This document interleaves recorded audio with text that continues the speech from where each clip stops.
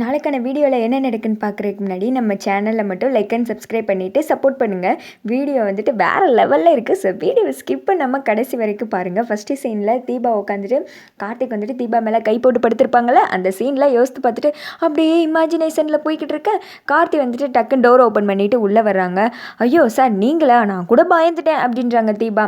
ஏங்க ரொம்ப நடிக்காதீங்க, கொஞ்சம் நேரத்துக்கு முன்னாடி ரகலை பண்ணிட்டு வந்தீங்களே, நீங்களா என்னை பார்த்து பயப்படுற ஆள், நல்லா இமிட்டேட் பண்ணுறீங்க அப்படின்னு சொல்ல, அட போங்க சார், என்ன இப்படியெல்லாம் சொல்லிக்கிட்டு இருக்கீங்க, அது என்ன ரகலையா, உங்களை எப்படி நான் வந்துட்டு இமிட்டேட் பண்ணி காமிச்சிருக்கேன், ரகலைன்னு சொல்கிறீங்க, அதை பார்த்தா ரகலை மாதிரியா தெரியுது அப்படின்னு சொல்லிக்கிட்டு இருக்க.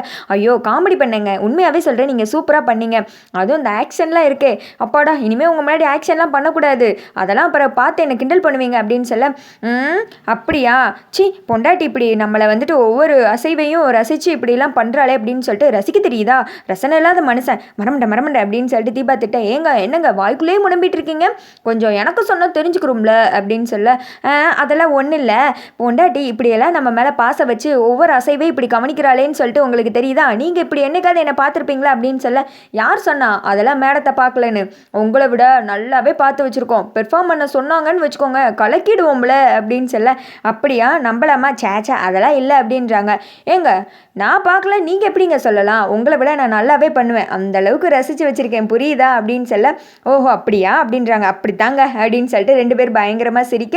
அப்புறம் வந்துட்டு சாங்லாம் ஓடுது, இனிமே ஒன்று அந்த சாங்லாம் போட ரெண்டு பேரும் ஒருத்தவங்க பார்த்து சிரித்து என்ஜாய் பண்ணிகிட்டு இருக்காங்க. அங்கிட்டு மீனாட்சியை காமிச்சிக்கிட்டு இருக்காங்க. ரூமில் நின்றுட்டு இருக்கும்போது திடீர்னு ஃபோன் அடிக்குது, என்னது நம்ம ஃபோன் இங்கே இருக்குது அப்படின்னு சொல்லிட்டு திரும்பி பார்க்க, ஐயோ தீபா கிட்ட இருந்து அந்த ஃபோனை வாங்கி வச்சோம்ல மறந்தே போயிட்டோம் அப்படின்னு சொல்லிட்டு எடுத்து பார்த்தா கார்த்திக் தான் கால் பண்ணுறாரு. ஐயோ கார்த்திக் என்ன இத்தனை டைம் கால் பண்ணியிருக்காரு, அது தீபா இல்லாதப்பா கரெக்டாக கால் பண்ணுறாருப்பா, இப்போ எப்படி போய் தீபா கிட்ட கொடுக்குறது அப்படின்னு யோசிச்சுக்கிட்டு இருக்க. அந்த சைடு கார்த்தி ஃபோனை வந்துட்டு கட் பண்ணிட்டு எடுக்கவே மாட்டுறாங்க அப்படின்னு சொல்லிட்டு ரூமுக்குள்ளே போக தீபா உட்காந்து சாப்பிட்டுட்டு இருக்காங்க. அதனால தான் நான் உங்களை எங்கள் கூட வந்து சாப்பிடுங்கன்னு சொன்னேன், நீங்கள் தான் அப்புறமா வரேன் அப்படின்னு சொல்லிட்டு வரவே இல்லை, நானும் வெயிட் பண்ணிக்கிட்டு இருந்தேன், சரி நான் இப்படியே உட்காந்துட்டு இருந்தேன்னா அம்மா வேலை கோவம் வந்துட்டு உங்கள் மேலே தான் திரும்பும், அதனால தான் நானும் சாப்பிட்டு உங்களுக்கு ஃபுட் ஆர்டர் பண்ணிட்டு வந்துட்டேன், இல்லாட்டி நீங்கள் என் கூட சேர்ந்து உட்காந்து அங்கே எல்லாரும் கூட சேர்ந்து சாப்பிட்ருப்பீங்கல்ல அப்படின்னு சொல்ல, இல்லை சார் அங்கே வேற தண்ணி வரல, திங்ஸ் எல்லாம் எடுத்து இந்த ரூமுக்கு ஷிஃப்ட் பண்ணுறதுக்குள்ளே ரொம்ப லேட் ஆயிடுச்சு சார், அதனால தான் வர முடியல. ஆமாம் நீங்கள் எதை யோசிச்சுட்டு இருக்கிற மாதிரி இருக்கு, எதை பற்றி சார் யோசிக்கிறீங்க அப்படின்னு சொல்ல, எல்லாம் பல்லவியை பற்றி தாங்க, அவங்க ஃபோனுக்கு கால் பண்ணி பார்த்தா எடுக்கவே இல்லை அப்படின்னு சொல்ல, ஐயோ ஆமாம் கார்த்திக் சார்கிட்ட நம்ம பேசவே இல்லை அப்படின்னு சொல்லிட்டு தீபா வந்துட்டு யோசிச்சுட்டே உட்காந்துட்டு இருக்காங்க. சார் நீங்கள் எதுக்கு கவலைப்படாதீங்க, ஒருவேளை அவங்க ஃபோனை அட்டன் பண்ண முடியாத சூழ்நிலையில் இருக்கலாம்ல அப்படின்னு சொல்ல, ஆமாம் அந்த மேஜிக்கல் கம்பெனிக்காரங்க வேற பல்லவியோட வாய்ஸ் தான் வேணும்னு சொல்லிட்டு பர்டிகுலராக கேட்குறாங்க, அதான் எனக்கு என்ன பண்ணேன்னு தெரியல, அவங்க வேற ஃபோன் எடுக்க மாட்டேங்காங்க அப்படின்னு சொல்ல, அதெல்லாம் கண்டிப்பாக எடுப்பாங்க சார் நீங்கள் கவலைப்படாதீங்க அப்படின்னு சொல்லிட்டு அவங்க பேசிகிட்டு இருக்கும்போது திடீர்னு வந்துட்டு மீனாட்சி சைடில் வந்து நிற்கிறாங்க. தீபா ஃபோன் அப்படின்னு சொல்லிட்டு ஃபோனை காமிக்க, கார்த்தி அப்பயும் மறுபடியும் கால் பண்ணி பார்க்குறாங்க, சரி எடுக்கல அப்படின்னு சொல்லி உட்காந்துக்கிட்டு இருக்க. தீபா டக்குன்னு எந்திக்கிறாங்க, ஏங்க சாப்பிட்டு போங்க, எங்கே போகிறீங்க அப்படின்னு சொல்ல தீபா உட்காந்து சாப்பிட ஆரம்பிச்சிடுறாங்க. இதை பார்த்தது மீனாட்சி, இதுக்கு மேலே நம்ம இங்கே நின்றுட்டு இருந்தால் சரிப்பட்டு வராது அப்படின்னு சொல்லிட்டு உள்ளே பூந்துடுறாங்க. தீபா நீ வந்துட்டு ஒரு முதுகு வலி தையில வச்சிருப்பே, அது இருக்கா அப்படின்னு சொல்லி, இதை வர்றேங்க அப்படின்னு சொல்லிட்டு தீபா போய் எடுக்க போகிறாங்க. அப்போ வந்துட்டு மீனாட்சி கேட்குறாங்க, நான் 2 நிமிஷம் தீபா ரூமுக்கு கூப்பிட்டு போயிட்டு வரேன் அப்படின்னு சொல்ல, சரிங்க கூப்பிட்டு போயிட்டு வாங்க அப்படின்ற மாதிரி சொல்லிடுறேன், வா தீபா அப்படின்னு சொல்லிட்டு ரூமுக்கு கூப்பிட்டு போகிறாங்க. இங்கே பாரு கார்த்தி வந்துட்டு அத்தனை டைம் கால் பண்ணிட்டாரு அப்படின்னு சொல்ல தீபா வந்துட்டு கால் பண்ண போகிறாங்க.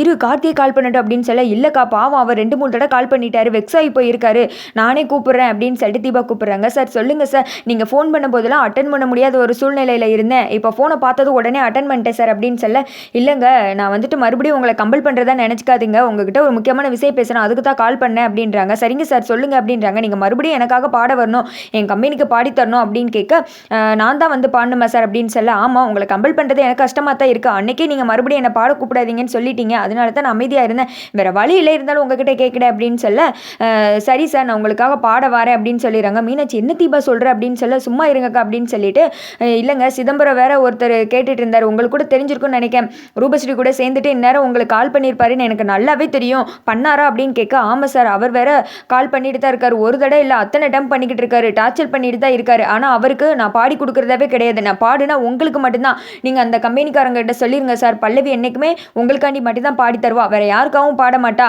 அது வந்துட்டு சத்திய சார், அது மட்டும் கிடையாது, என்னோட குரலுக்கு இப்பேற்பட்ட அங்கீகாரத்தை வாங்கி கொடுத்த உங்களுக்கு நான் என்னோட நன்றி கடனை எப்படியாவது தெரிவிச்சே தீரணும் அப்படின்னு சொல்ல, அது மட்டும் இல்லை பல்லவி, நீங்கள் எனக்காக கிடையாது எல்லார் கம்பெனிக்காகவும் நீங்கள் பாடத்தான் செய்யணும், உங்களோட திறமையை நான் மட்டும் முடக்கி வைக்க விரும்பலை அப்படின்னு சொல்கிறாங்க.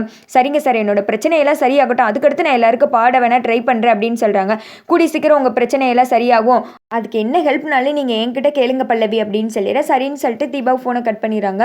என்ன தீபா நீ பாட்டுக்கு இப்படியெல்லாம் சொல்லிட்டு அதுவும் சிதம்பரம் மேட்ரை பற்றி சொல்லிட்டே அப்படின்னு சொல்ல, அப்படியே நான் தான் பல்லவின்னு சொல்லியிருந்தா இன்னும் ரொம்ப நல்லா இருந்திருக்கும்க்கா அப்படின்னு சொல்ல, நீ எதுக்கும் கவலைப்படாத தீபா, கூடிய சீக்கிரமே இந்த பிரச்சனையெல்லாம் சரியாக போகுதுன்னு என் மனசுக்கு தோணுது, எந்த பிரச்சனையும் இல்லாமல் எல்லாமே சுபூகமாக முடிய போகுது தீபா, நீ வேணா பார்த்துக்கிட்டே இரு அப்படின்னு சொல்ல, அப்படியெல்லாம் நடந்தால் ரொம்ப சந்தோஷம் தான்க்கா அப்படின்னு சொல்லிட்டு தீபா சொல்கிறாங்க.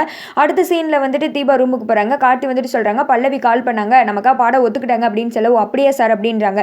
எங்க நீங்கள் சரியே கிடையாதுங்க, எப்போ வந்துட்டு பல்லவியை பற்றி சொன்னாலும் ஒரு மாதிரியே யோசிச்சுட்டே இருக்கீங்க அப்படின்னு சொல்ல, அதெல்லாம் ஒன்றும் இல்லை, எனக்கு வந்துட்டு நீங்கள் ஜெயிக்கணும் அவ்வளோதான், ஜெயிச்சுக்கிட்டே இருக்கணும், மற்றபடி நான் வந்துட்டு யார் மேலே கோவப்படல அப்படின்றாங்க. என்னமோங்க நான் சொன்னதுனால நீங்கள் ஒன்றும் தப்பாக எடுத்துக்கலையே, கோச்சுக்காதீங்க அப்படின்னு சொல்ல, அதெல்லாம் ஒன்றும் இல்லை சார், இப்படியெல்லாம் பிரித்து பேசாதீங்க, என்கிட்ட எதுக்கு சாரி கேட்குறீங்க அப்படின்னு சொல்லிட்டு பேசிகிட்டு இருக்காங்க.